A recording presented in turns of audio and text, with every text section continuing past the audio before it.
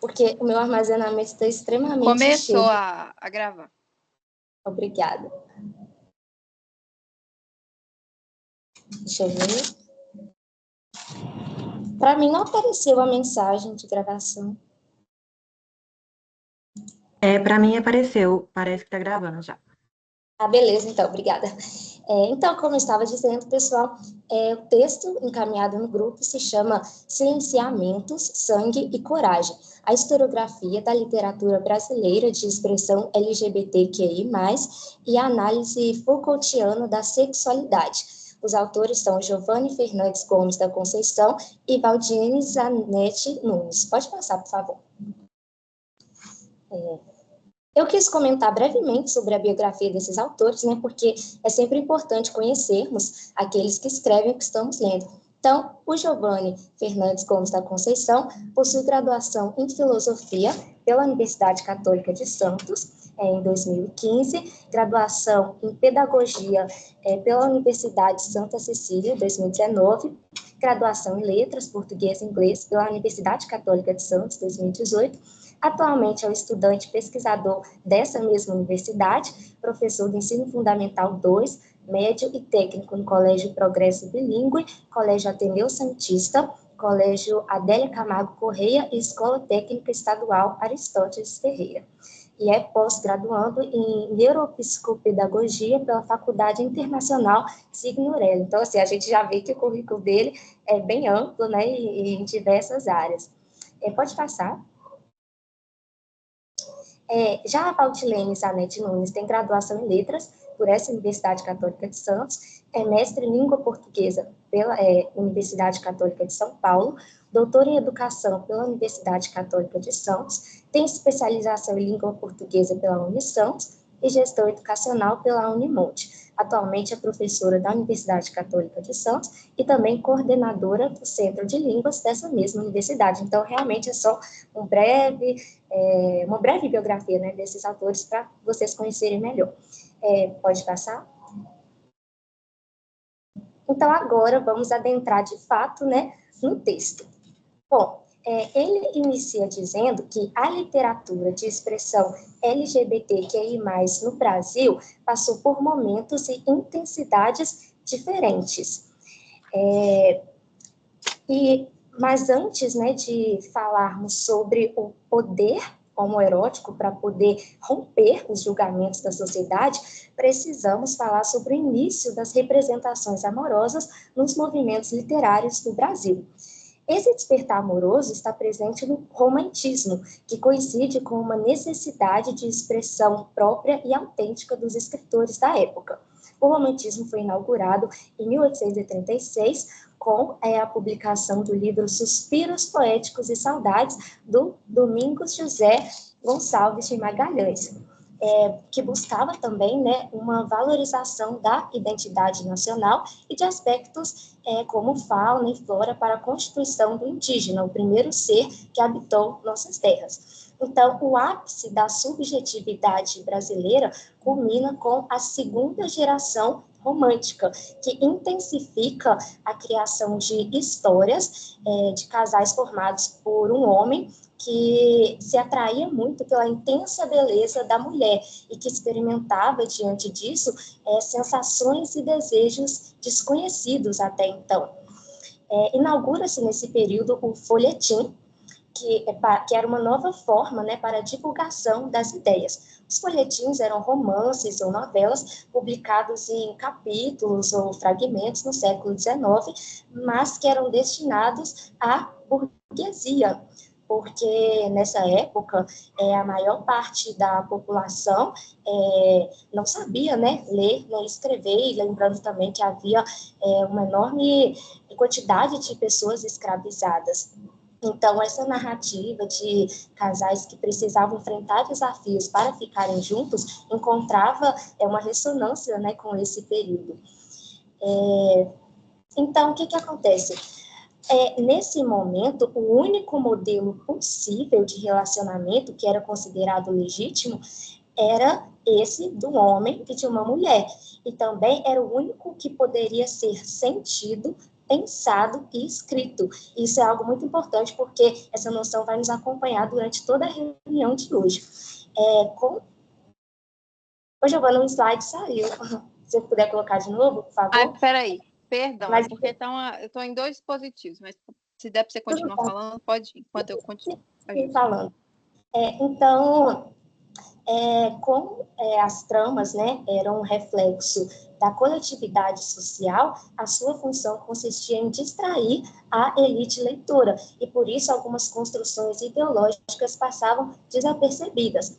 Porém, essa lógica que atendia a burguesia da primeira metade do século XIX não conseguiu se sustentar a partir da segunda metade desse mesmo período. E por volta de 1869, as produções literárias de Franklin Távora, Visconde de Taunay, Castro Alves e Manuel Antônio de Almeida anunciavam o fim do romantismo. Na escola de Recife, o Tobias Barreto, o Silvio Romero criaram um movimento realista, que evidenciou algumas teorias europeias ligadas ao positivismo, evolucionismo e cientificismo, dissolvendo a poesia romântica, porque no realismo o homem era visto como um produto de seu meio, e isso amplificava as suas características animalescas. E isso se mostra, pode passar o slide, por favor. Isso se mostra evidente no livro Bom Crioulo, do Adolfo Caminha.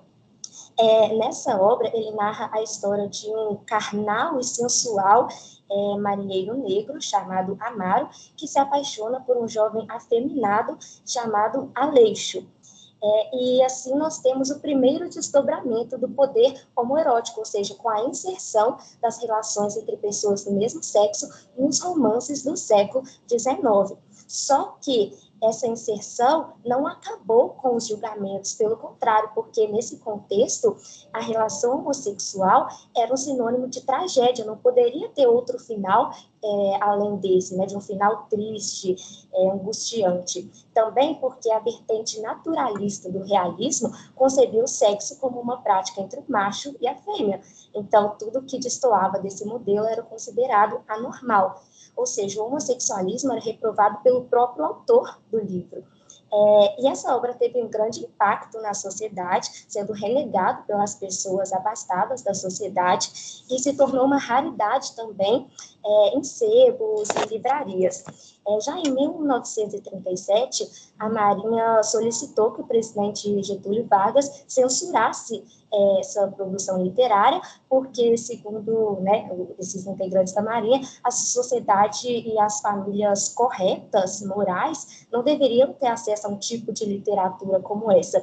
E a censura só foi realmente quebrada a partir dos anos 1970, devido também ao fortalecimento dos movimentos de orgulho gay, né? E aí o livro ganhou diversas edições, foi traduzido para diferentes idiomas. É o seguinte, mas pode passar, por favor, o slide.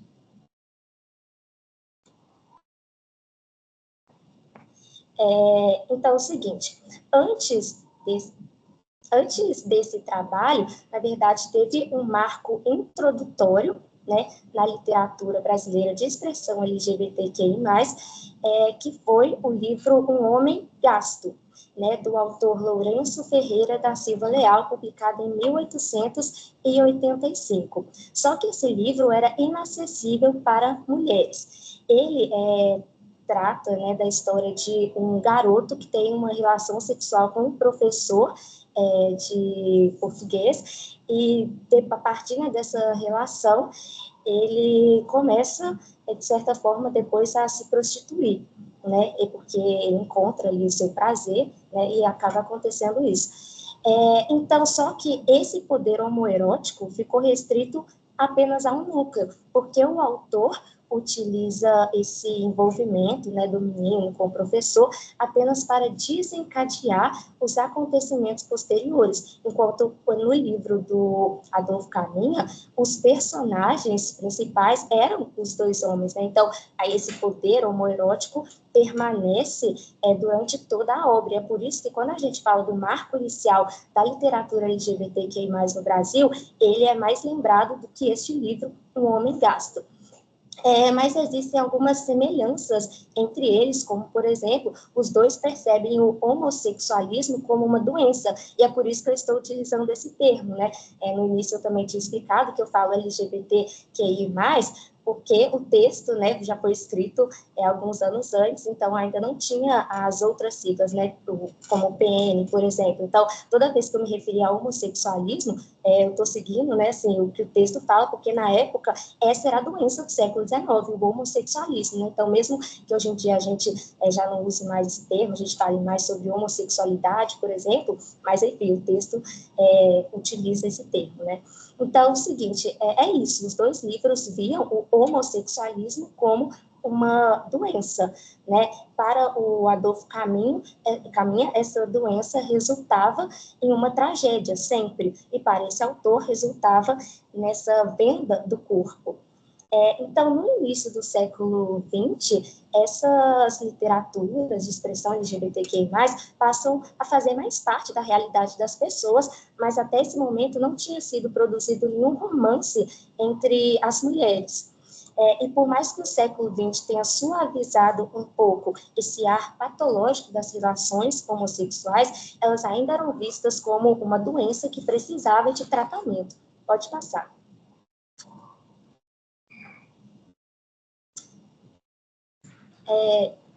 Não, volta o slide, por favor, Giovana. Obrigada. Em 1914, o autor Capadócio Maluco publica o romance O Menino do Gouveia, no qual o personagem Bem é um jovem que desejava ter relações sexuais com seu tio, mas após ser rejeitado por ele, ele foge de casa e vai para a rua, onde ele encontra o Gouveia, e é com ele que esse garoto tem a sua primeira relação, e isso faz com que ele deseje viver de sexo, e ele começa a se prostituir. Então, esse conto é considerado por muitos como o primeiro livro LGBTQI+, porque ele rompe, né, com essa concepção de patologia, de ver a homossexualidade como uma doença, que era o homossexualismo.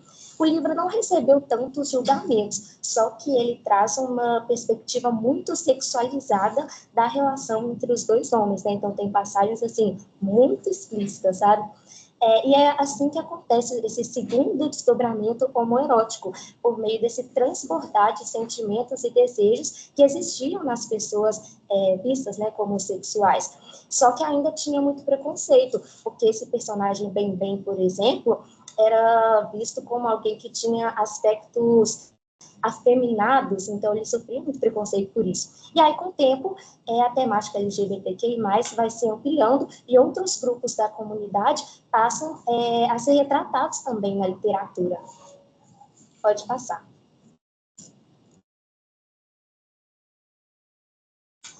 E aí, o terceiro desdobramento homoerótico vai acontecer com a obra Grande Sertão Veredas, de 1956, do João Guimarães Rosa. Essa obra apresenta a personagem de Adorim, que era vista como um homem pelos jagunços, porque desde sua juventude ela utilizava roupas, vestimentas, enfim, ela tinha uma aparência mais masculinizada, digamos. E aí, com o tempo, essa relação dela com os jagunços se intensifica, e ela se apaixona, e ela recebe o nome, primeiramente, de Reinaldo. E aí, depois, ela se apaixona pelo Riobaldo, né? Só que aí a Laura perguntou, será que hoje ela poderia ser vista como não binária? Então, eu já vou chegar aí, Laura.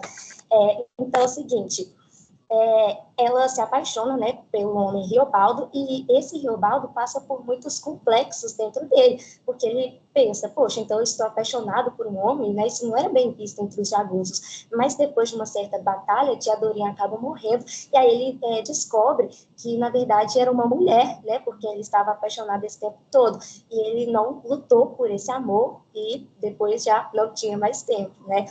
Então, é o seguinte, esse livro, ele evidencia um poder homoerótico, né, que busca uma equidade de gênero através desse personagem de Adorim, que é uma mulher, mas que tem ali uma aparência de homem. E existe também essa diferença, né, entre o sexo e a expressão, porque o sexo pode ser feminino, mas com uma expressão masculina. Mas, por outro lado, o sexo também pode ser masculino e com uma expressão feminina. Então, esse livro traz, né, essas ideias para a gente. E também fala sobre a relação entre o corpo e o poder como fundamento de dominação do gênero. E aponta também que as contribuições dos movimentos de orgulho gay, que já estavam acontecendo em outras partes do mundo, fizeram com que, mesmo durante a ditadura militar no Brasil, por exemplo, essas obras de literatura LGBTQIA+, pudessem permanecer e resistir. Pode passar. Paola, Oi, pode falar. desculpa, é porque estão perguntando aqui, alguém sabe como habilitar o áudio? Não estou conseguindo ouvir. Alguém sabe fazer isso? Porque se souber, pode responder aí no grupo do WhatsApp, por favor. Obrigada, desculpa, viu? Não, tudo bem. Então, o quarto desdobramento homoerótico vai acontecer com o autor Caio Fernando Abreu, quando ele publica um livro de contos Morangos Mofados, em 1980.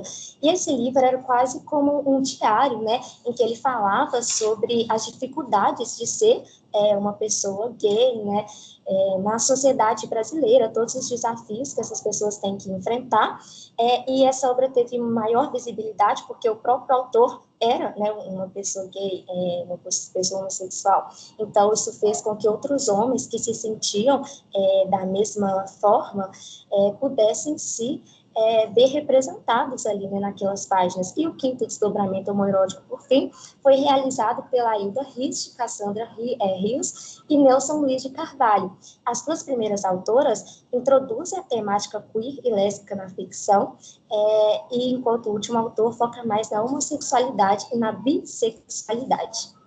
Pode passar.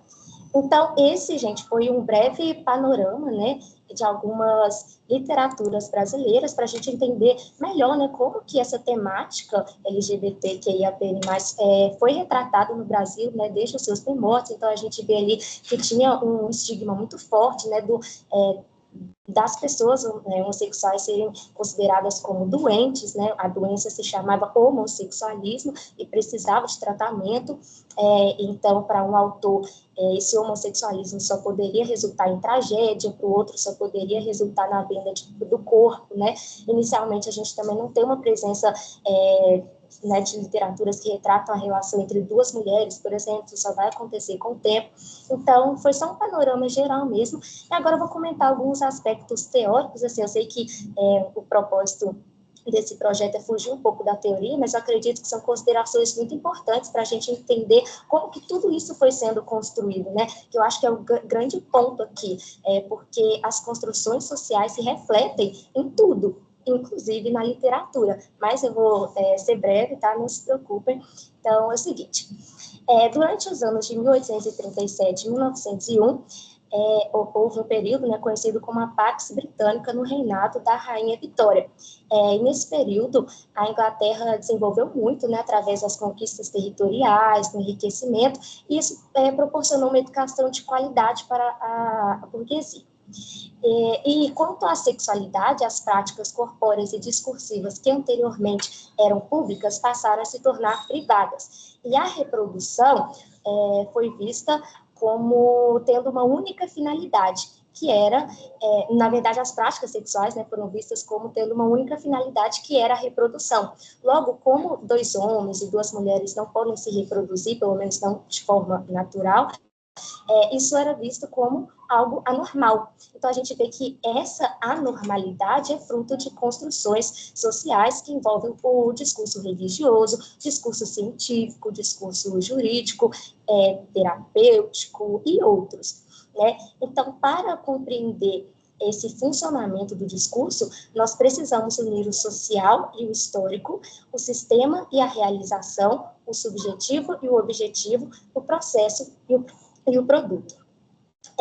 Os discursos das esferas de poder produziram no século XIX uma proibição em torno do sexo e da sexualidade, e para isso contaram, como eu falei, com a moral burguesa, com o pensamento e com o saber científico, pois todos eles tratavam o sexo como se fosse uma aberração. né? E principalmente em relação àqueles que se desviavam da norma. Pode passar, por favor. A partir disso, cria-se um clima de medo, porque até mesmo os mais simples desejos que surgiam no corpo em busca do prazer passaram a ser vistos como práticas contagiosas, e as pessoas morais deveriam se afastar delas, né? E essas pessoas vistas como imorais tinham, por outro lado, que procurar um tratamento. Isso me lembrou, inclusive, de um filme que eu assisti recentemente, que é O Jogo da Imitação. Ele conta a história de um matemático chamado Alan Turing, que junto com a sua equipe busca solucionar alguns enigmas nazistas durante a Segunda Guerra Mundial, e eles conseguem desenvolver assim, algo impressionante, né? Salvar inclusive muitas vidas, mas pelo fato do Alan Turing gostar de outros homens, ele teve que optar né, por duas coisas, ou ir para a prisão ou passar por um tratamento. Ele escolheu essa segunda opção, que era, né, melhor do que a prisão, mas assim, isso destruiu completamente a vida dele. Eu não vou dar muitos spoilers, caso vocês queiram assistir, mas assim, é só para mostrar, né, como que o filme retrata, né, que ele teve que passar por esse tratamento só por ser uma pessoa, né, um homem que gosta de outros homens.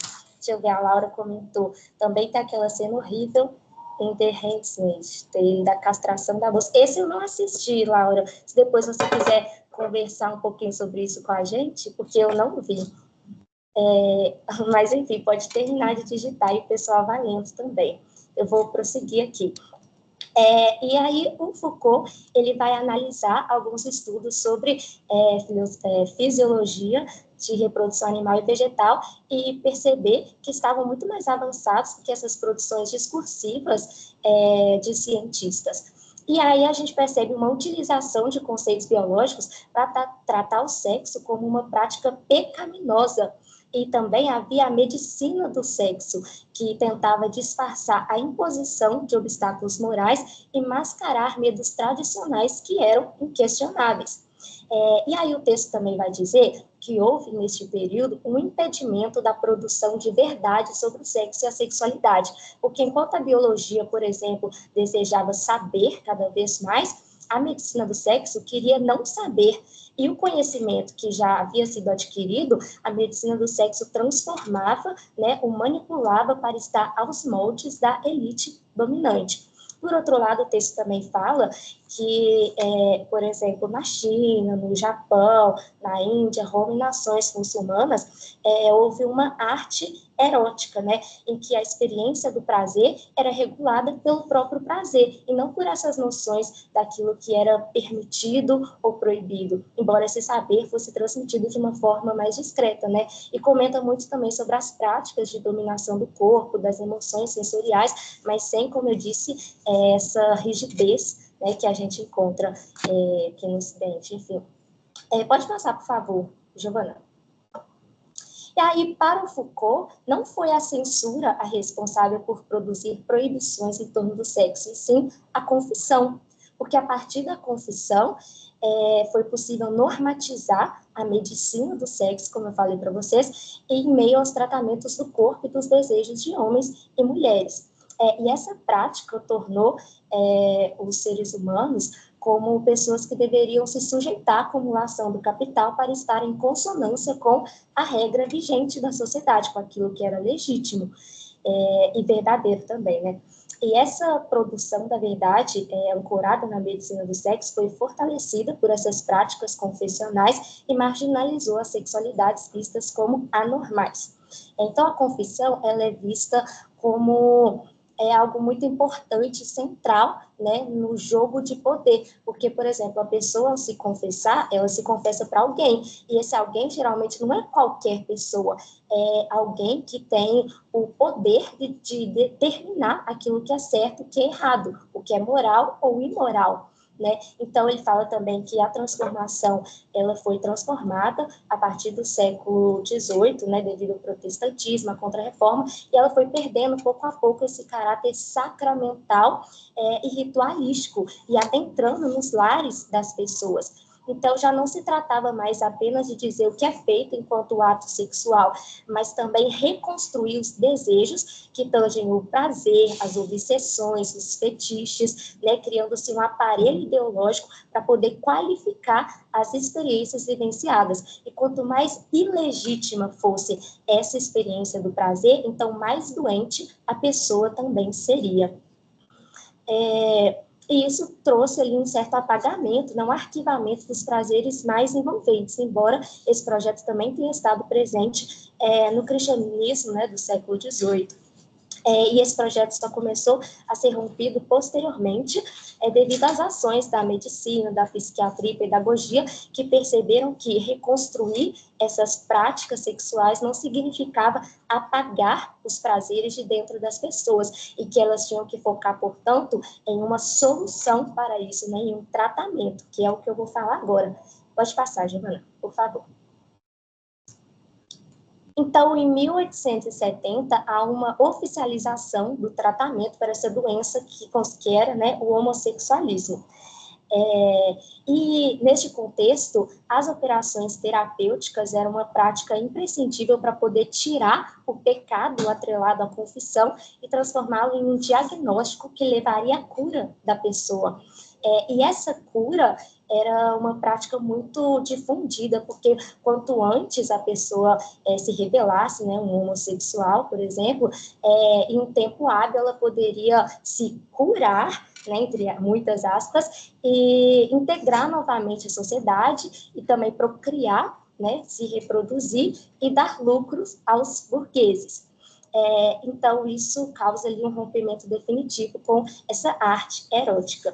E aí o texto fala, né, que até a metade do século XIX, o que existiu foi o sexo, mas depois, né, o que houve foi uma construção da sexualidade, né, criada ali e gestada pela ciência sexual, que produziu a verdade, ou melhor, uma suposta verdade a partir de determinados discursos que eu já comentei para vocês, né? O discurso da medicina, o discurso religioso, enfim.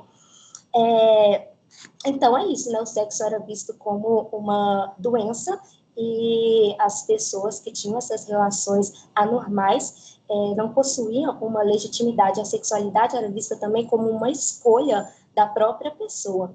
Pode passar.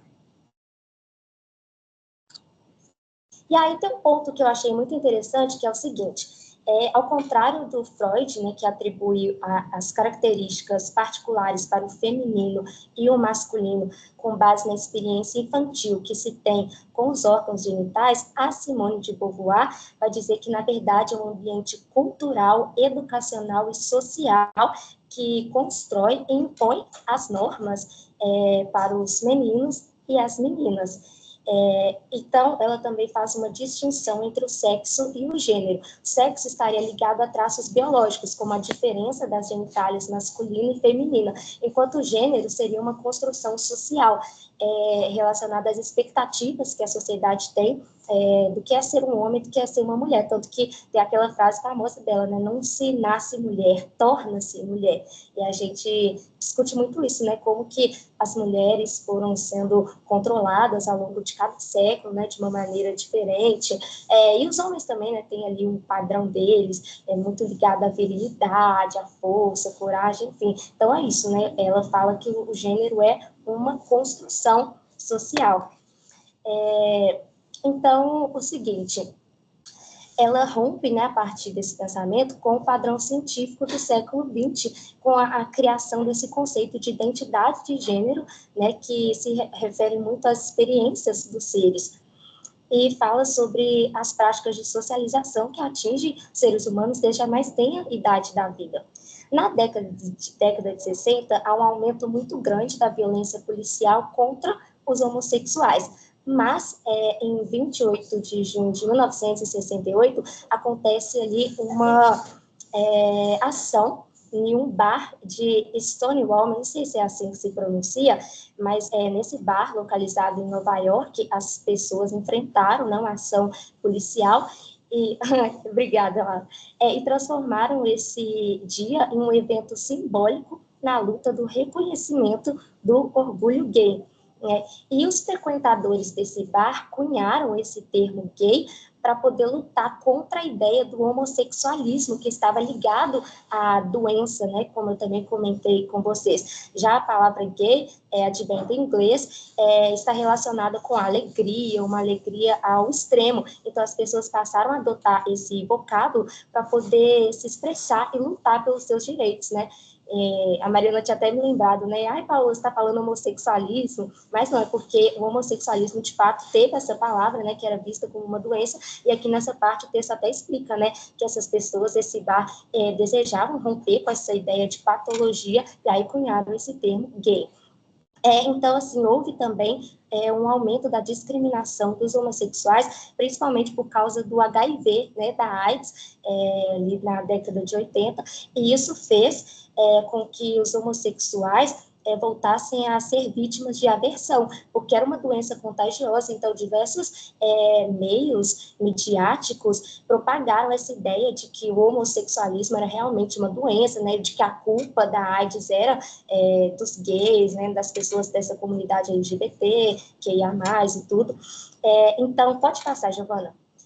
Somente a partir de 1990 é que o homossexualismo é retirado como doença da lista internacional criada pela OMS, que é a Organização Mundial da Saúde. Então, pensa só, é algo extremamente recente, né? Então, até pouquíssimos anos atrás, o homossexualismo era visto como uma doença, né? Então, assim, é importante a gente se ater muito a essa data. E aí, nessa década, acontece um maior controle da AIDS e há um engajamento maior de organizações governamentais e não governamentais que apoiam essa causa, né?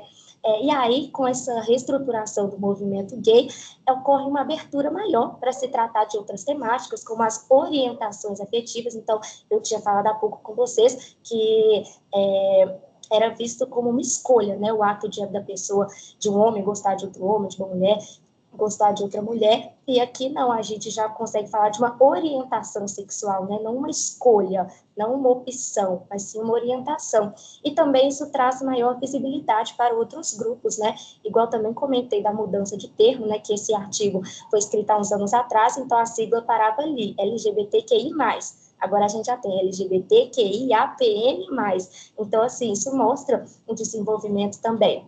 E aí, em 2011, tem o reconhecimento da união estável em famílias afetivas, né, de pessoas da comunidade pelo STF, né, Supremo Tribunal Federal, e aí tem esse desejo que permanece na sociedade, né, de afirmar esse poder homoerótico para poder combater o preconceito. Então, a gente viu, pelo panorama que eu fiz no princípio, que diversas obras mostraram o poder homoerótico, né, dessas relações LGBTs e tudo, mas nenhuma delas foi capaz de romper com o preconceito, e isso há séculos atrás. Ainda hoje a gente não conseguiu romper, mas a luta continua. Pode passar, por favor. E aí eu trouxe só uma citação que eu achei muito interessante, né, os autores deixarem no final, que eles falam assim: por fim, esse artigo traz como principal fundamento a esperança de que a literatura brasileira de expressão LGBTQI+, possa ser difundida amplamente na sociedade e que possa chegar àqueles que todos os dias, ao acordarem, sentem-se doentes, estranhos e aberrações da natureza, que possa chegar também a todos os que pensaram em suicídio em algum momento de suas existências por não estarem de acordo com a moral dominante em torno da sexualidade, que possa chegar também a todos os que são vítimas de preconceito e agressões físicas por ousarem explicitar suas identidades e que, por fim, alcance também a todos os algozes dos homens e mulheres LGBTs que ia mais, para que essa cadeia de ações aniquiladoras seja amenizada e cortada em sua raiz, uma vez que o conhecimento mais simplificado da obra do filósofo francês Michel Foucault foi apresentado nesta escrita acadêmica, rompendo com silenciamentos e auras sanguinárias que por anos assolaram os seres humanos LGBT que ia mais. Então é isso, assim, eu achei essa frase fenomenal, eu fiz questão de colocar ela aqui no slide, porque eu acho que é isso, né?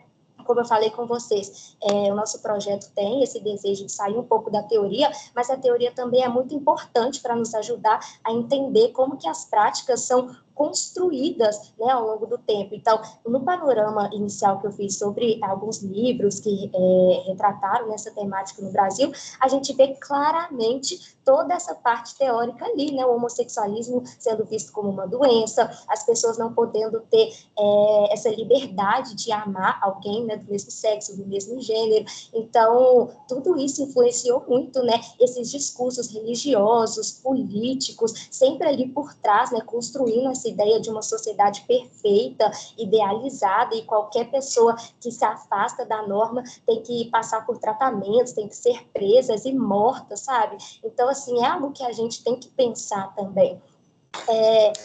E aí, antes de passar para a próxima parte, para não ficar muito longo também, eu queria saber, né, se vocês gostaram dessa primeira exposição, se vocês querem comentar alguma coisa. Como eu estava apresentando, eu acabei não ficando muito de olho no chat, então eu devo ter perdido várias mensagens. Mas se vocês quiserem abrir o microfone e falar alguma coisa, fiquem à vontade, tá bom? E aí depois eu prossigo, porque tem uma parte bem legal também que eu quero falar com vocês. Eu, a Giovana, né? Mas é isso, se vocês quiserem falar alguma coisa, fiquem à vontade.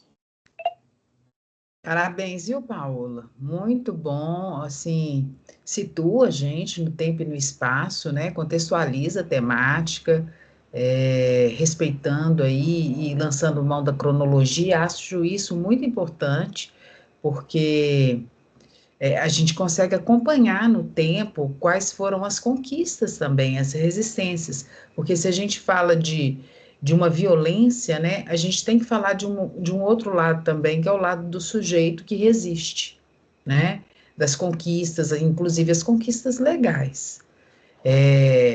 Então, achei que isso foi importante o tempo inteiro. Você atualizou a gente sobre o que aconteceu, né, e vem acontecendo. E acho muito importante que a gente traga esse panorama da temática que a gente vai abordar, né? As práticas homossexuais, elas estão presentes, a gente sabe, desde a antiguidade, né?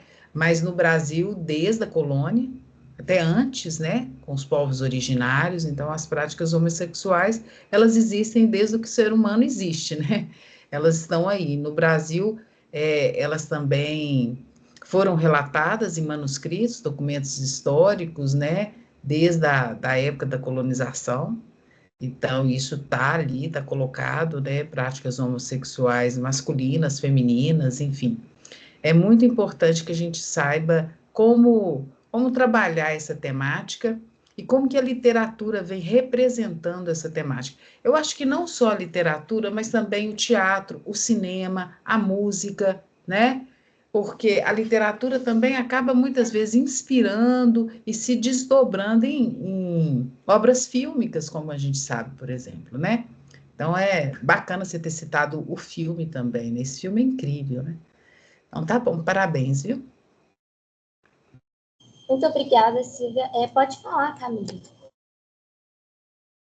Boa noite, estão me ouvindo?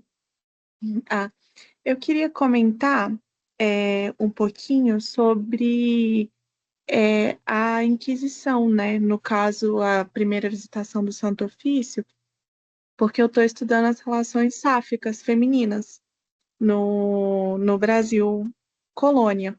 E na primeira visitação do Santo Ofício, a gente tem alguns casos sáficos, o mais relevante, assim, que é o da Filipa de Souza, que ela assume isso. E é um ponto interessante que, assim, não sei se é muito relevante para a discussão, mas é só um ponto muito interessante que o inquisidor, a todo momento, né, nos documentos, né, no processo inquisitorial dela, a gente vê isso, a todo momento ele acusava ela dela estar conduzindo um pecado, né? Porque se não havia o órgão genital masculino, porque a igreja naquela época ela queria controlar os corpos de todas as formas, né? O Concílio de Trento foi isso para controlar o matrimônio. Então, quando eles fazem isso, e quando ela diz que não é só pelo sexo, não é só pela relação sexual que está imposta ali, e sim por amor também, eles anulam a frase dela, eles anulam o que ela diz, porque isso não faz sentido para eles. Tanto que eles não conseguem nem classificar a sodomia feminina. Eles conseguem classificar a sodomia masculina pela relação dos corpos, mas eles não conseguem fazer isso com a sodomia feminina, porque eles não entendem como a biologia feminina funcionava, como o corpo funcionava. Eles fazem descrições de vasos. É assim, é uma viagem completamente maluca. E na parte que você fala sobre o controle dos corpos, né? Me lembrou muito isso. Muito obrigada pelo seu comentário, Camille. Foi muito bom, né, você ter lembrado esse período da Inquisição, então, muito obrigada. Mas alguém, gente, gostaria de falar alguma coisa? Vocês ainda vão ter outro momento também, viu? É só para não ficar extenso demais, eu quis fazer essa pausa para vocês já darem suas contribuições. Mas se ninguém quiser, pode falar, Laura.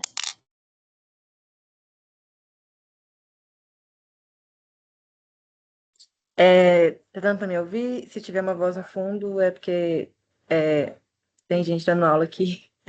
E seguinte, é porque a cena do The Handmaid's Tale é uma série que fala sobre como, em geral, como que os regimes totalitários controlam os corpos, principalmente das minorias, né, mulheres e LGBTQIAPN+. E tem uma cena que é horrível, assim, que levam um casal de mulheres, uma para forca e a outra para ser castrada. Então, assim, é uma série que mostra as violências mesmo, que é uma ficção, mas que todas as violências foram baseadas em violências cometidas durante a história da humanidade, né? E parece que é uma guerra de ódio versus amor, porque, assim, não tem nada que move esse esses movimentos contra a comunidade LGBT+, que o ódio, né? E esse discurso de pecado continua até hoje. Se a gente for ver nas igrejas católicas, nas igrejas evangélicas, estou falando assim mais nas igrejas cristãs, porque é onde eu sei que tem, né? E a igreja é um ambiente totalmente, como fala isso, opressivo, opressor para as minorias, né? Mas é interessante porque tem movimentos também que vão contra isso, né? Tipo, criar o Pajubá, que é essa linguagem da comunidade LGBT+, que foi criada nos terreiros, porque as mães de santo que acolhiam os LGBTs na ditadura, e elas também eram muito alvo, né, da ditadura, e aí começou essa linguagem rica que tem, que está, inclusive, saindo da comunidade LGBT, como, sei lá, falar Mona, ou então fiz a Elsa, que é tipo assim, eu não sei se é fiz egípcia ou se eu peguei alguma coisa que não era minha, e várias outras palavras, lacrou, né, que até a extrema-direita está usando. Então, apesar de ter a opressão, essa opressão vem muito da reação às vozes dos movimentos sociais sendo ouvidas. Aí era isso. Obrigada. Muito obrigada também, Lara, pelo seu comentário, sempre ajudando aqui nas discussões, enfim. Pessoal, agora eu vou prosseguir, porque estou com medo de não dar tempo da nossa dinâmica final, mas como eu disse, depois vocês vão poder se pronunciar novamente, tá? É só para realmente finalizar essa parte. Pode passar, por favor, Giovana. Paola, me desculpa, eu achei que você tinha terminado e eu falei um tantão, foi mal. Problema, não imagina. Eu falo assim, porque caso alguém ainda queira falar, vai ter um momento no final, mas não se preocupe, de verdade, eu adoro quando vocês falam. Eu sempre digo que o grupo de estudos é para, né, o grupo de estudos, o projeto, o que seja, é para isso mesmo, né? É uma troca. Então, assim, se fosse só eu ou outra coordenadora falando, aí não teria sentido nenhum. Então, pessoal, o texto, né, que eu enviei no grupo para vocês lerem, que eu discuti aqui hoje, fala sobre a literatura LGBTQIA+. Só que eu quis também trazer algumas literaturas estrangeiras que tratam dessa temática, né? E vocês vão perceber nesse slide, que inclusive eu me esforcei bastante para fazer, assim, né? Tem umas estrelinhas, umas coisas bem bonitinhas, preparei tudo com muito cuidado e carinho para vocês. Vocês vão ver que eu enfatizei o ano de criação e também os países a que se referem essas obras para poder mostrar essa diversidade, né, no tempo, no espaço. E aí eu gostaria de falar brevemente sobre ela, sem spoilers, porque senão a professora Silvia já vai brigar comigo.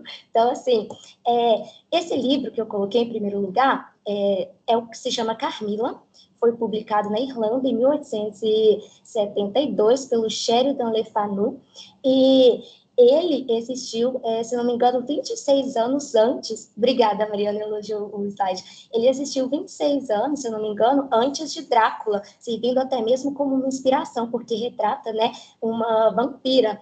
E o seguinte, a história principal do livro é sobre uma garota chamada Laura, e durante a infância ela tinha alguns sonhos muito estranhos com uma mulher.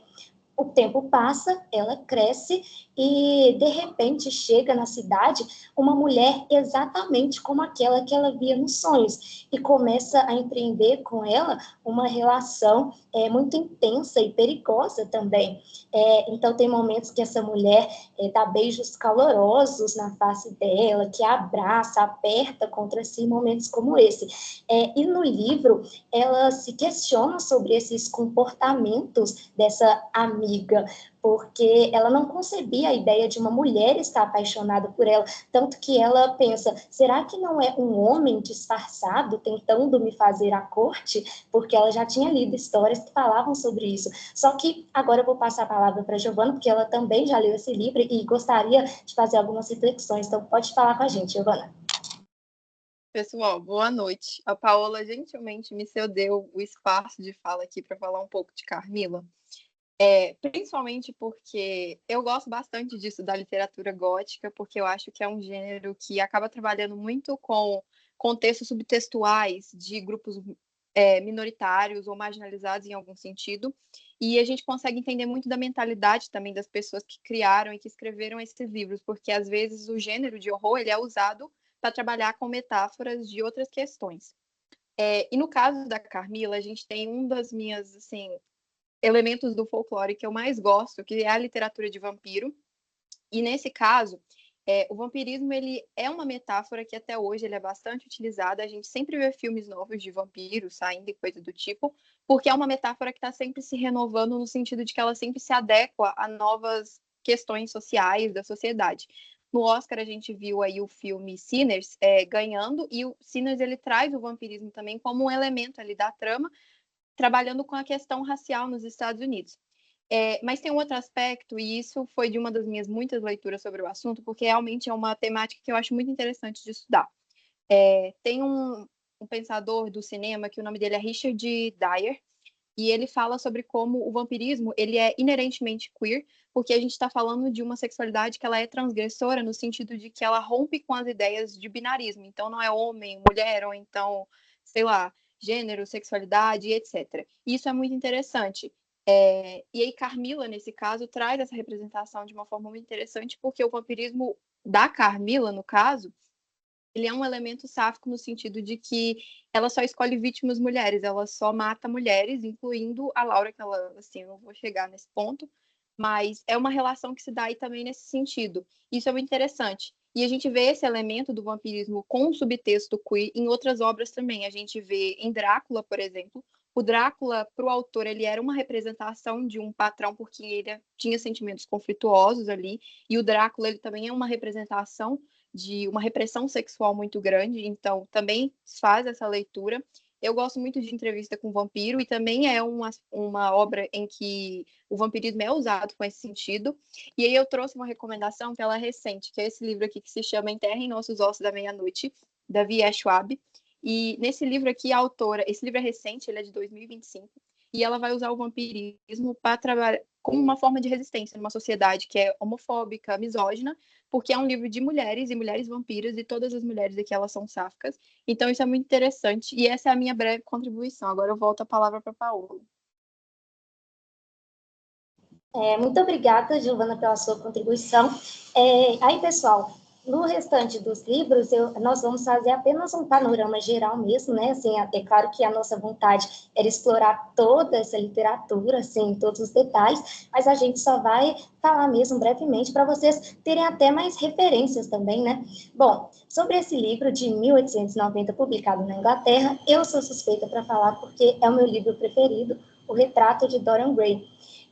E o seguinte, esse livro fala sobre um jovem que se chama Dorian Gray, né, justamente, e inicialmente ele era muito inocente, ingênuo, mas posteriormente ele se muda para a Inglaterra para poder receber uma herança, né, do avô dele que morreu.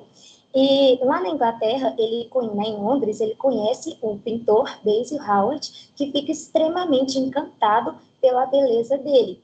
E depois se apresenta ao seu amigo, Lord Henry, que vivia de acordo com os ideais hedonistas, que buscam o prazer e a felicidade acima de todas as coisas, até mesmo dos valores morais.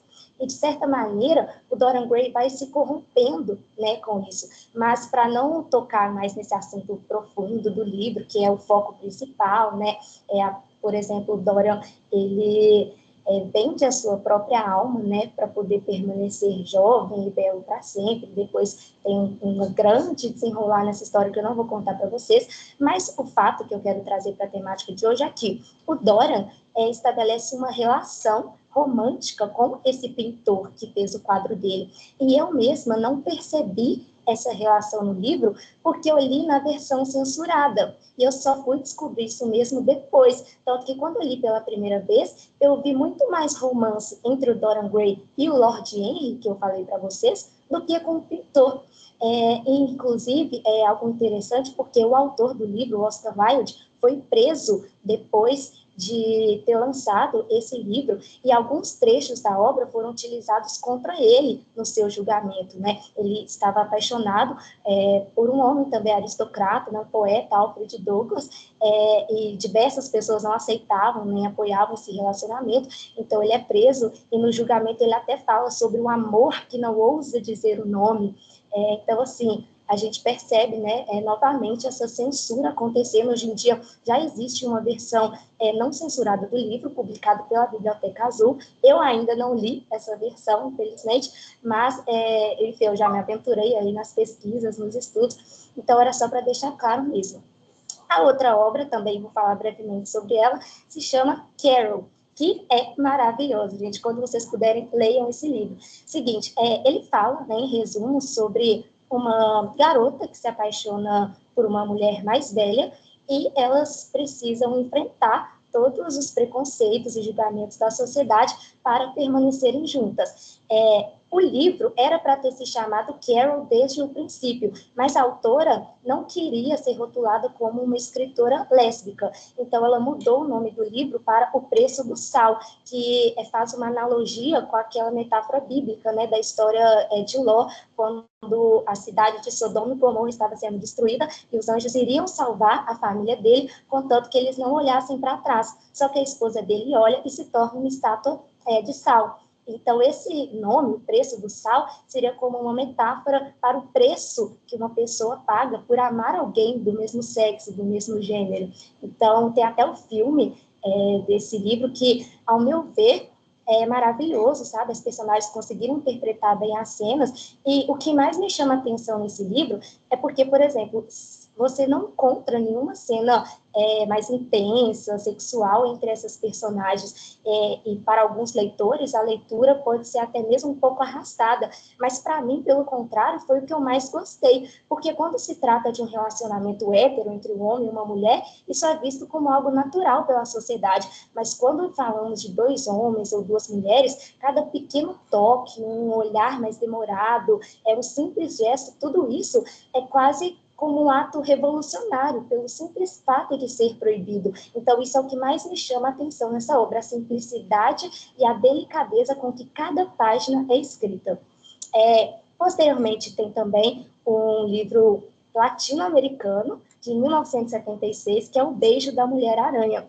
Ele fala sobre um jovem marxista que é preso por lutar contra a ditadura na Argentina, e ele fica na mesma cela que um homossexual chamado Molina, acusado de corromper menores. E aí, para passar o tempo nessa prisão, enfrentar todos os momentos difíceis, esse personagem Molina, cada dia conta uma história de um filme para esse jovem marxista. Então, é uma relação entre dois homens que se desenvolve a partir da arte. Eu acho isso genial, me lembra até As Mil e Uma Noites, né, que a mulher ficava cada dia contando uma história, mas nunca terminava para não ter o mesmo destino das outras esposas, lá enfim, né, do rei, algo assim.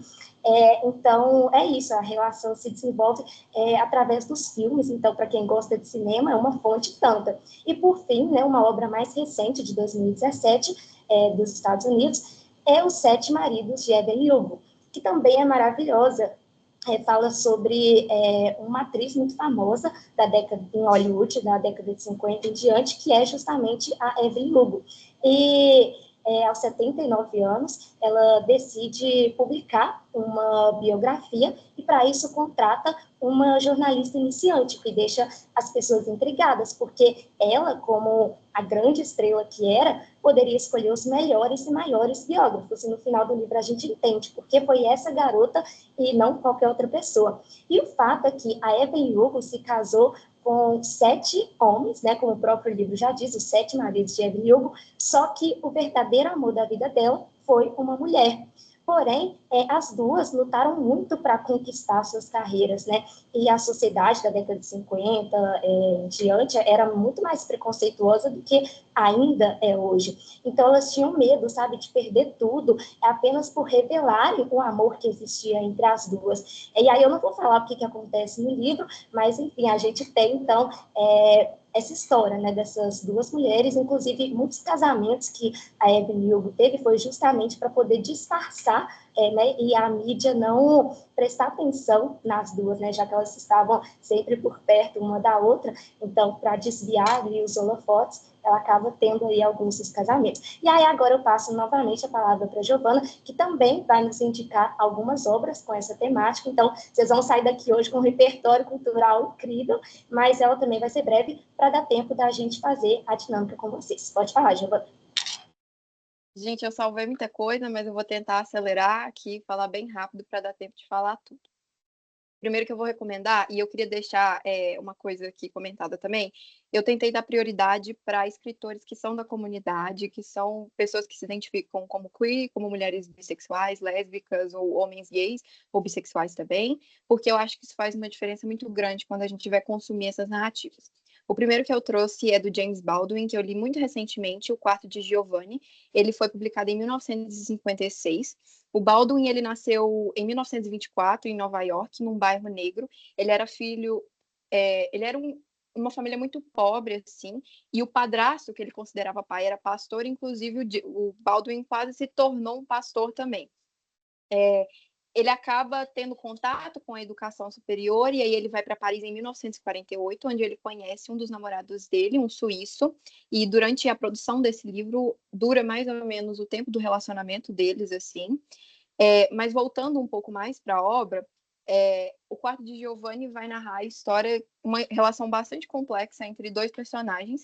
Apesar do James Baldwin ser estadunidense, esse livro ele se passa na França, e a perspectiva do protagonista, o David, é de um homem estadunidense na França, então tem muita essa relação autobiográfica também, mas é um livro que se ambienta em Paris de maneira geral. E aí o Giovanni é um menino italiano que o David vai conhecer num bar, e é uma história muito interessante porque, como o próprio autor disse também, não é tanto uma história sobre aquela relação homossexual e etc., mas sobre o medo de amar, o medo de se permitir viver as coisas e se permitir viver essas relações. O David, inclusive, ele é um homem bissexual porque ele tem uma noiva esperando por ele, então essa também é uma relação que é comentada ali ao longo do livro. Acho interessante pontuar também que o James Baldwin ele foi um ativista pelo fim da segregação racial nos Estados Unidos. E esse momento de ápice literário dele, que ele está escrevendo ali, está compondo as obras dele, é bem nesse período da segregação. Então, existem dois movimentos negros muito fortes naquele momento, assim, dois grupos muito fortes, e o Baldwin tenta fazer uma mediação entre os dois, Mas o Quarto de Giovanni é muito emblemático no sentido também de que esse livro quase foi censurado, ele quase não chegou a ser publicado, porque eles consideravam que o Baldwin era um autor de literatura negra apenas e que ele não podia abordar outras temáticas. Além do fato de que esse é um livro que não tem protagonistas negros explicitamente, então isso também acabou pesando para a editora na época, falando, poxa, ninguém vai querer consumir esse tipo de livro vindo desse autor. Além do mais, eu acho uma coisa interessante de destacar aqui é que o Baldwin ele sofreu muita homofobia na época em que esse livro foi publicado de pessoas do próprio movimento negro que consideravam isso uma espécie de degeneração, e não só pela parte da relação ali entre esses dois homens, mas também porque ele não escreveu nenhum personagem negro assim. Então, o primeiro que eu queria destacar é o Baldwin. Inclusive, eu estou lendo um livro dele agora que se chama Proclamem nas Montanhas, e é um livro que eu recomendo muito, que assim, é babado.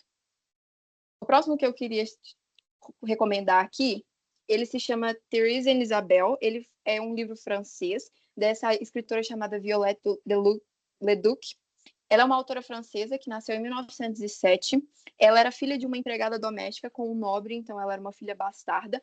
E a Violette, ela vai ter uma relação muito próxima com a Simone de Beauvoir, que a Paula inclusive mencionou. Ela vai ser lida por pensadores muito conhecidos e muito grandes naquela época, então Genet, o Beauvoir e a própria Sartre também. Ela falece em 1972, mas essa é uma obra específica que eu quis trazer porque era parte de uma coletânea que foi sendo cada vez mais censurada, iam ser 3 histórias, e aí ficou meio perdido, assim. E aí tem essa especificamente, que é sobre essa primeira relação, assim, entre duas adolescentes dentro de um internato francês, enquanto elas exploram a sexualidade delas. É muito interessante de destacar também que esse livro ele também tem um caráter um pouco autobiográfico, porque a Violette também viveu uma relação com uma amiga no internato para onde ela foi mandada durante a adolescência. E esse livro foi altamente censurado, tentaram tirar páginas dele, não quiseram publicar o livro completo, sofreu uma série assim, de comentários de a gente não pode publicar isso porque era um livro que tinha um teor homoerótico muito grande. Então, assim, tentaram barrar isso de todas as formas possíveis, mas ele chega até a gente. E esse livro que está aí, essa edição, é de uma editora de um colégio de Nova York que se chama The Feminist Press. E se alguém tiver interesse em ler, está em inglês, mas eu posso mandar no grupo caso alguém queira tentar aí essa leitura. O próximo que eu vou falar é A Cor Púrpura, que tem um filme do mesmo nome, que foi baseado no livro e que é extremamente conhecido. É um filme muito grande, inclusive teve uma nova adaptação recentemente. Ele é escrito pela Alice Walker, ela nasceu em 1944 na Geórgia. Ela é escritora, poeta, ativista feminista, e ela fala muito sobre as vivências das mulheres negras, sobre essa realidade também como uma mulher bissexual. E esse livro ele é muito interessante porque ele mostra que a sexualidade ela é uma questão inerente a todos os seres humanos, a gente sabe disso. O problema é como a sociedade vê certas expressões da sexualidade. E no caso da Cor Púrpura, a gente acompanha a vida da Sally, que é uma menina, e ela começa o livro como menina e ela vai se tornando mulher ao longo do livro. Ela entra num casamento que ela não quer contra a vontade dela, depois de ser abusada fisicamente. Ela continua sendo abusada fisicamente, mentalmente, mas ela encontra ali nesse espaço também, ela conhece a Shug Avery, que é uma cantora, e elas têm uma relação muito próxima, que é tanto afetiva num sentido tanto romântico, quanto ali de encontrar realmente uma pessoa com quem ela pode acabar contando. Então é muito interessante porque esse livro ele traz a perspectiva negra, que eu acho super importante de valorizar. Existem pouquíssimos livros que, assim, hoje em dia existem mais, né? Mas perspectivas sáficas ou lésbicas, elas são geralmente mais marginalizadas ainda, e se vem de mulheres negras, isso sofre um preconceito maior ainda. Então fica a recomendação de A Cor Púrpura, e o relacionamento delas é um relacionamento explícito. Então não é uma coisa assim subtextual que está ali encoberto ao longo do texto. Eu vou pular esse aqui e vou passar para o último, porque eu tô com medo de não dar tempo. Mas esse aqui eu acho que eu não podia deixar de falar dele, principalmente tudo que a Paula trouxe antes sobre essa leitura da homossexualidade como uma doença, como algo que deve ser consertado, algo do tipo. Esse é um livro que, assim, ele genuinamente mudou a minha vida. Eu li esse livro e eu fiquei completamente impactada. Ele se chama Boy Erased, ele foi publicado em 2016. O nome do autor é Garrett Collen. Ele é um autor norte-americano que também é produtor e criador do podcast Unraised, que explora a história da terapia de conversão nos Estados Unidos. Ele tem textos veiculados em vários portais de notícias estadunidenses também, mas eu queria me concentrar principalmente nesse livro. Ele tem uma adaptação fílmica também, então se vocês tiverem vontade de assistir, recomendo também, porque é bastante fiel. E tem a Nicole Kidman como a mãe dele. E esse livro ele é um relato autobiográfico que eu acho que casa bastante com uma das propostas aqui do grupo, que é trazer essa ideia de diários, daquilo que nasce do cotidiano, da narrativa pessoal também. E é um relato autobiográfico da vida desse autor e da experiência que ele teve num programa de terapia de conversão sexual. Isso aconteceu no começo do século XXI, então é assim, início dos anos 2000, o que mostra o quanto esse tipo de prática ainda é recente, apesar de ser uma prática criminosa, no sentido de que terapia de conversão sexual é uma coisa criminosa, isso foi criminalizado, mas ele passou por isso. O Garland, ele tem um fundo de vida assim bastante religioso, ele era filho de um pastor batista, e isso afetou obviamente a vida dele em muitos sentidos, sendo um homem gay.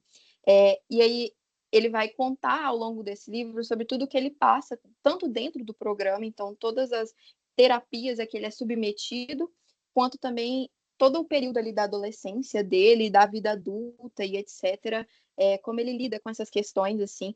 É um livro que é muito forte, mas é um livro muito bom também, ele é muito sensível, eu acho. E eu acho que é um livro muito importante no momento em que a gente vive, que a gente vê cada vez mais essas terapias de repressão sexual e de cura sexual e de você tentar achar uma forma de curar uma coisa que nem deveria ser considerada doença em primeiro lugar.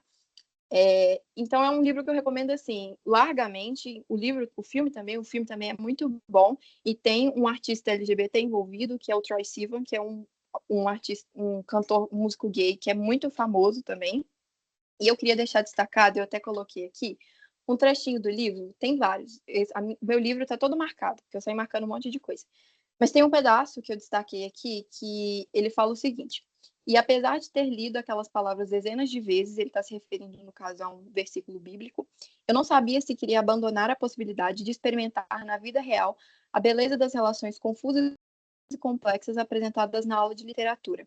Ele tem quando ele fez faculdade, no período que ele esteve na faculdade, ele estava fazendo literatura, e eu acho que esse trecho ele é muito simbólico também, no sentido de mostrar que a literatura ela abre os nossos olhos, ela abre a gente para várias possibilidades, mostra coisas que talvez a gente não tenha condições de viver naquele momento, mas que a gente deseja experimentar, e mostra toda essa beleza que está relacionada com a nossa vida, com o que é viver, com o que é se expressar e estar no mundo. Então, mais uma vez, é muito importante que existam pessoas da comunidade e narrativas que falem sobre essas vivências e que esses espaços eles sejam cada vez mais tomados e, enfim. Por isso eu acho que foi super interessante a gente trazer um encontro especificamente sobre isso e algumas recomendações também.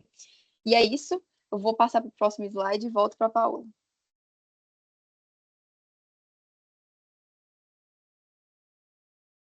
Muito obrigada, Giovana, pela sua contribuição, pelas obras que você trouxe. Gente, é uma pena que o nosso encontro seja tão curto, né? Mas, enfim, antes de finalizar, eu gostaria de ler um tweet que eu achei na internet recentemente, que fala assim: a homofobia me assusta. Imagina você ser um ótimo filho, um ótimo irmão, um ótimo amigo, um ótimo ser humano, mas só até descobrirem sua sexualidade. Então, eu acho que isso resume um pouco de tudo que nós falamos hoje, né? Como que é difícil para uma pessoa, né? Ela pode ser, assim, excelente, sei lá, a melhor pessoa do mundo, mas a partir do momento que descobre né, que uma mulher gosta de outra mulher, ou que um homem gosta de outro homem, é como se tudo isso desmoronasse, né? Como se nada do que ela faz, do que ela importasse, a pessoa é reduzida a isso.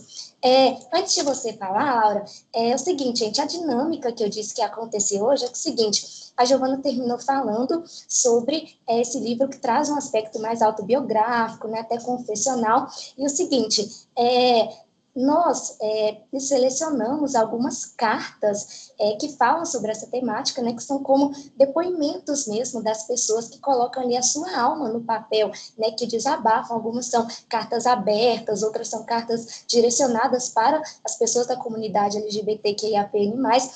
Então, o seguinte, a Isabela, que é uma das pessoas que nos ajudam aqui, vai enviar essas cartas no grupo agora, e a gente queria convidar uma ou 2 pessoas para poderem fazer a leitura dessas cartas. Tem uma que só tem 3 páginas, então, assim, é algo bem curtinho, eu acredito que dá tempo, né?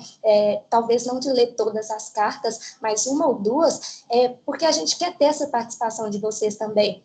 Então, é isso. Alguém gostaria de fazer a leitura dessa carta? E vocês podem escolher, não precisam seguir na ordem que foi encaminhada, não. Vocês podem clicar em uma e ler e participar desse encontro com a gente, porque, como eu falei, né, as cartas são uma maneira das pessoas se expressarem, né? Uma maneira muito bonita de você colocar ali no papel mesmo seus pensamentos, suas reflexões, né? E às vezes a escrita se torna o único espaço que a pessoa tem, né? A escrita, de certa maneira, salva também a vida das pessoas, né? Quando elas escrevem, elas estão desabafando, é como se o papel até absorvesse os seus sentimentos. Então, essa é a dinâmica do encontro de hoje. Você pode mandar, por favor? Ela já enviou. Então é isso, gente. Alguém gostaria de se prontificar para poder ler uma dessas cartas? A segunda é um pouco maior, tem 8 páginas, mas a primeira é pequenininha, tem só 3. E o outro documento que eu mandei, olha, tem 38 páginas, mas eu até especifiquei, olha, que é da página 8 a 13. Essas páginas de 8 a 13 são 2 cartas, na verdade. Então, se vocês quiserem abrir o documento e ir nelas... Paola, deixa eu ler essa aqui, que começa nascer, morrer e não pertencer, porque senão não vai dar tempo, né? Pode ler? Nascer, morrer, não pertencer. Deixa eu só pôr para cá, senão... Aqui. 8h30, a prova logo começará. A porta da sala está aberta, né, lá dentro, procurando meu lugar. Alguns minutos se passam, as outras pessoas se sentaram e eu ainda não consegui me encontrar. As pessoas na sala me observam confusas, sem compreender minha angústia que, a cada minuto que passa, se solidifica. Articulo um grito calado. Onde está o meu lugar? Mas ninguém consegue me escutar. Os olhares dançando pela sala se concentram em mim e parecem apenas confirmar meu medo maior. Eles me dizem que eu não me encaixo ali. Ninguém pensou que eu viria, ninguém pensou que eu viria totalmente desviante. Não houve preparo. Ninguém nem pensou que eu pudesse sequer existir. Certamente não ali. Derrotado pelo desespero, me sento em um lugar qualquer e aguardo, ainda com um rastro de esperança de que haverá um lugar para mim, que eu só não fui capaz de encontrá-lo sozinho. Sim, é isso. O desespero me despiu de minhas capacidades de independência, me despiu de minha mais completa competência. Deve ser isso, tem que ser. Apenas o desespero desnorteador. Volto para a sala. Espera só um pouquinho que eu perdi aqui, que eu fui passar. Só um minutinho. Deve ser isso, apenas um desespero desnorteador. O professor entra, se apresenta e não tarda a explicar as normativas e instruções daquela avaliação. Eu interrompo, envergonhado, questiono onde ia ficar. Ele me observa, intrigado, talvez até indignado, e em meio às gambiarras sou deixado de lado. Toda a sala me observa como se fosse óleo em tela, eles tentam me decifrar. Despido e exposto, essa é minha condição para a realização dessa avaliação. Consigo ouvir os questionamentos nos olhares. Que tipo de autor faria algo assim? Quem colocaria essa tela aqui? Não sei respondê-los assim, apenas abaixo a cabeça e desvio o olhar. Mas não desvio o olhar, não quero mais ouvir suas indagações. Calma, respira. Isso ainda é uma avaliação. Respiro fundo e observo as questões a serem respondidas. As letras não formam palavras, a página carece de significância, está repleta de vazios absolutos. Respiro outra vez, entrego minha identidade ao professor e me procuro na lista. Só é preciso assinar onde estiver seu nome. Ele me diz, eu a leio e releio, completamente incrédulo com a realidade. Aí eu tô perdendo aqui, porque meu computador tá ruim aqui para girar. Não tá dando.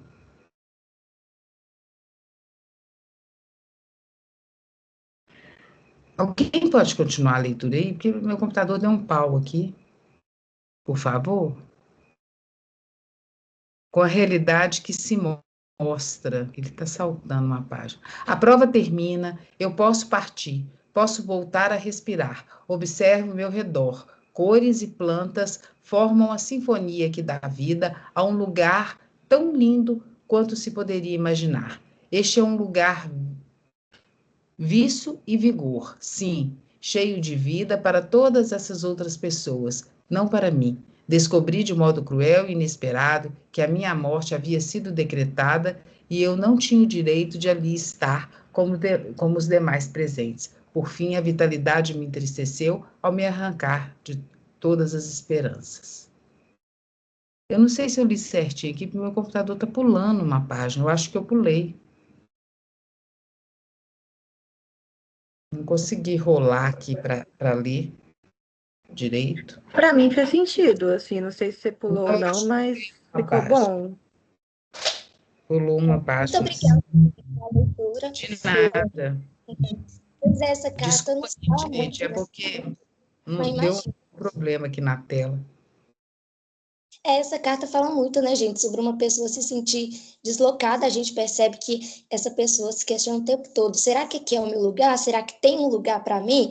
Que é uma angústia, né, das pessoas que fazem parte da comunidade LGBTQIAPN+, né? As pessoas se sentem deslocadas mesmo, como seres anormais, como aberrações, né? E assim, como a reunião já está se encerrando, eu acho que não vai dar tempo da gente ler outras cartas, mas tem uma, por exemplo, que eu mandei no grupo, e depois vocês podem ler com calma, inclusive, porque vai fazer sentido também para algo que a gente vai planejar para a próxima reunião. E nessa carta é um professor, né, que é gay, e ele conversa sobre isso com os seus alunos, né? Os alunos perguntam: ai, professor, você é gay e tudo? E ele conversa sobre a temática com os alunos de uma forma extremamente natural, e aí depois eles fazem cartinhas para esse professor dizendo: o preconceito é errado, ai, adoramos você como você é. Então, assim, se eu pudesse, eu terminaria a reunião lendo essa carta, porque eu acho que ela nos traz essa esperança, né? Como a professora Silvia pontuou, durante a exposição, eu falei muito sobre os desafios, né, de ser uma pessoa, né, um homem que ama outro homem, uma mulher que ama outra mulher, enfim, de ser LGBTQIAPN+, só que a gente tem que olhar também para as coisas boas, né, para os avanços e para o fato de que, apesar do preconceito que ainda existe, apesar das mortes, das coisas ruins, também tem coisas boas, né? Essa comunidade tem crescido a cada dia, né? Na literatura, no cinema, nas artes, na vida real, né? Então, assim, eu gostaria de agradecer muito pela presença de cada um de vocês. Ô, Paola, eu posso só falar uma palavra? Claro. Só um minutinho.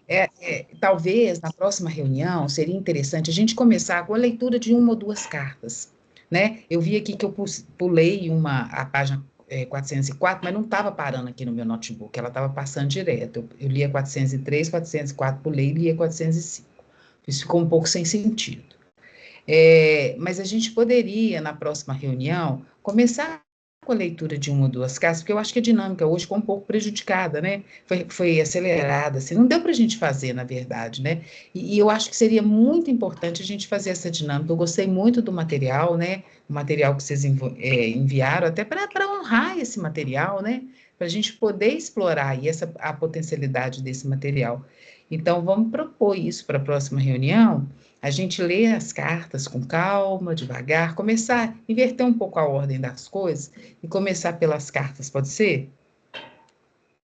Claro, pode ser sim. Na verdade, pessoal, além das cartas, eu estava pensando também em propor que a gente pudesse assistir um filme dentre essas indicações que eu e a Giovana passamos para vocês, né? Então, tem muitas opções, opção aqui não vai faltar, e aí a gente poderia discutir essas cartas e analisar o filme também, né? De uma forma mais calma, até para vocês terem tempo, assim, a gente não mandou as cartas com antecedência, porque era para ser uma surpresa mesmo, sabe? Algo mais dinâmico. Mas não tem problema, né? A professora Silvia conseguiu fazer a leitura de pelo menos uma carta, mas ainda tem outras, e posteriormente, já adiantando aqui para vocês, nós também iremos fazer cartas, né? Igual eu falei, pode ser uma carta aberta, uma carta para uma pessoa, uma carta para si mesmo, só um desabafo, não importa, mas a gente também gostaria que vocês escrevessem sobre isso. Não sei se a escrita já vai ser para o próximo encontro ou somente a discussão, mas a gente vai mandar direitinho para vocês no WhatsApp, né? Então fiquem atentos. Então é isso, gente. Eu gostaria de agradecer muito a vocês, né, a professora Silvia, que idealizou todo esse projeto, né? Me sinto honrada por ela ter me convidado para participar. Vocês que estão sempre aqui conosco, as meninas, né, voluntários que sempre nos ajudam.